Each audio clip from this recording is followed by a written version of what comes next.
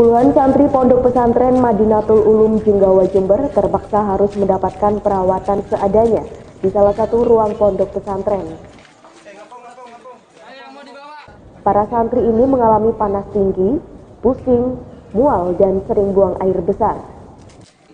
Peristiwa ini terjadi saat seluruh santri yang berjumlah ratusan menjalani suntik vaksin difteri massal oleh petugas kesehatan dinas terkait. Namun usai diberi vaksin tersebut, satu persatu santri jatuh sakit bahkan pingsan. Mayoritas yang sakit adalah santri SMP dan MA. Ini ada berapa santri yang kena ini, Pak?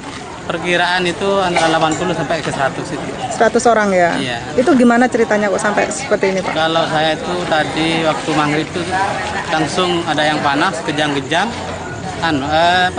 bergantian itu terus. Sampai sekarang ini malah barusan ada 2 orang menyusul. Tadi ada kegiatan apa tadi? Kalau jam 9 sampai 10 itu ada vaksin, katanya ada tahu juga. Vaksinnya dari mana itu? Dinas Kesehatan? Dari Puskesmas Jenggawa katanya. Puskesmas Jenggawa ya. Menyaksikan ratusan santri kesakitan, pihak pondok kemudian menghubungi orang tua santri. Mereka pun langsung membawa anaknya ke puskesmas terdekat. Ya dipel sama Pak Ustadz ya, langsung kenapa anaknya ibu sakit, langsung saya berangkat, nyampe di sini Bu, makanya mau semaput, nggak bisa telan, panas gini Bu.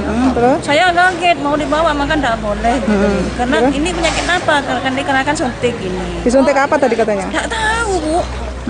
Sama teman-temannya semua disuntik? Iya, bagian SMP disuntik semua. Disuntik semua ya? Iya.